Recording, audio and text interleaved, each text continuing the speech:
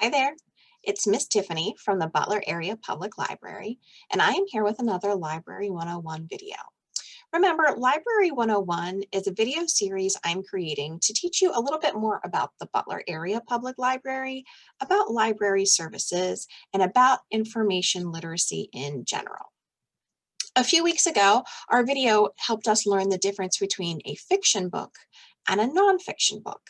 And in that video, we learned that fiction books tell a story.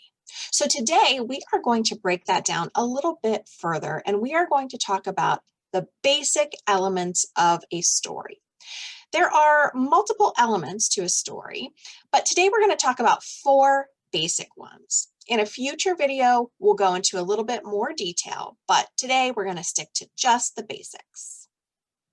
So the first basic element of a story is the characters. So the characters are those that the story is about. In other words, the characters are our story's who. So who is the story about? Who shows up in the story? Who does the talking in the story? These are all characters in our story. And you can break characters down into major characters, and those are the characters that show up the most often, or they play the biggest role in the story. But then there's also minor characters, and sometimes minor characters only show up in a couple of scenes. Sometimes they may only have a couple of lines, but they still play an important role in the story, just not as important as a major character. So the characters in the story, that is our who. The next thing we're going to talk about is our story's setting. And in terms of a story, the setting is the where. Where does the story take place? Does it happen in a specific town? Does it happen on another planet? Does it happen in a specific room of the house? Is there one setting through the whole story, or does the setting change? That can happen in a story. So our setting is our where, okay? So now in a story, there is always some kind of problem. This is what helps drive the plot or the action in the story. So a story always has a problem or the what. What is happening in the story? What is the problem? What is going on? So a good story has a problem, and that is the what. So if a story has a problem, obviously it also needs to have a solution, right? The solution is the how. It is how that problem gets fixed. How are we going to resolve whatever situation is created with the problem in our story? So those are the four basic elements of a story: the who, which is the characters; the where, which is the setting; the what, which is the problem; and the how, which is the solution.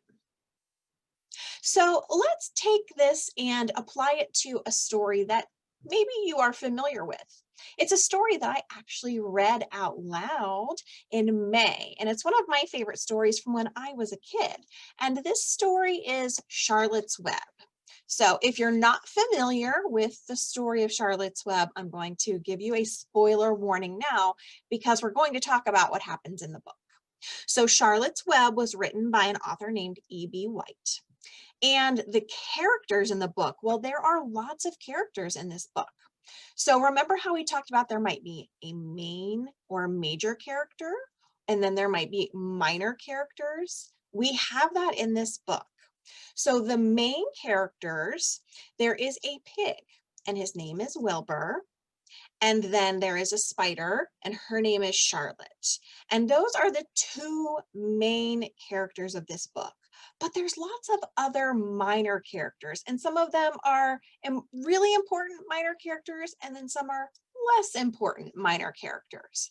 So some of the minor characters in this book include Fern, a little girl that helped raise Wilbur, Zuckerman, the farmer that Wilbur goes to live with once he gets a little bit bigger, Templeton, which is the rat that lives on the farm, and then there's all kinds of other animals that live on the farm. So those are some of the minor characters. They all have an important part in the story, and that's why we list them all under the characters list. But our major characters are going to be Wilbur the pig and Charlotte the spider. So now we're going to talk about the where of this story, which remember is the setting. And this story actually has more than one setting. There are two pretty important settings in this book. The first setting, which is the where, is the farm where Wilbur meets the animals and where he spends most of his life. But somewhere in this book, the setting changes and it changes to the fair. So Wilbur at some point goes to the fair. And what happens at the fair plays a pretty important role in this book. So we consider it part of the book's setting as well. So that is our who or our characters and our where or our setting. So remember how I said every good story needs to have a problem? Well, this is where the spoilers come into play for Charlotte's Web.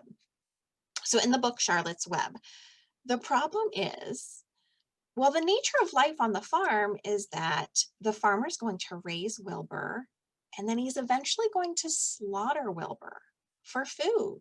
That's where they get things like ham and bacon.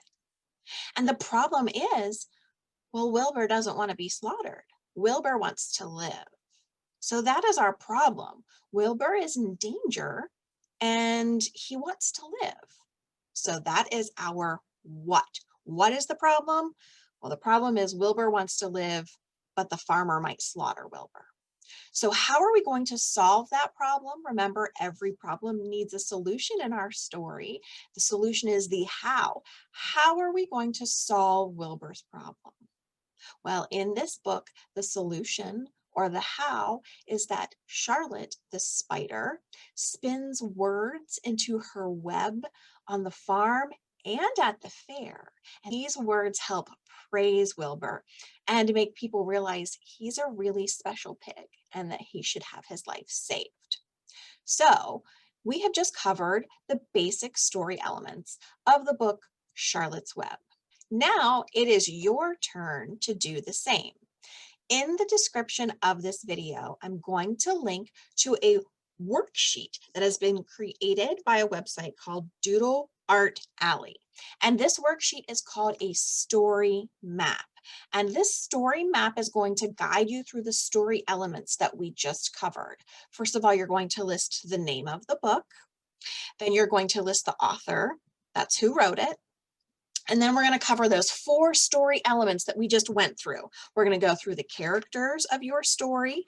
Maybe your story has just a couple of characters. Maybe it has lots of characters like Charlotte's Web. We're going to go through the setting, that's where that takes place, the problem, and the solution. And Miss Tiffany actually made one of those story maps for Charlotte's Web, which we just went over. And you can see how you are going to fill out your story map. Okay, so I hope this video helped you learn a little bit more about those 4 basic story elements, the who, the where, the what, and the how, also known as the characters, the setting, the problem, and the solution. If you have any questions or you would like to suggest further topics for Library 101 videos, please email me. I'm going to include my email address in the description of this video. Otherwise, happy reading.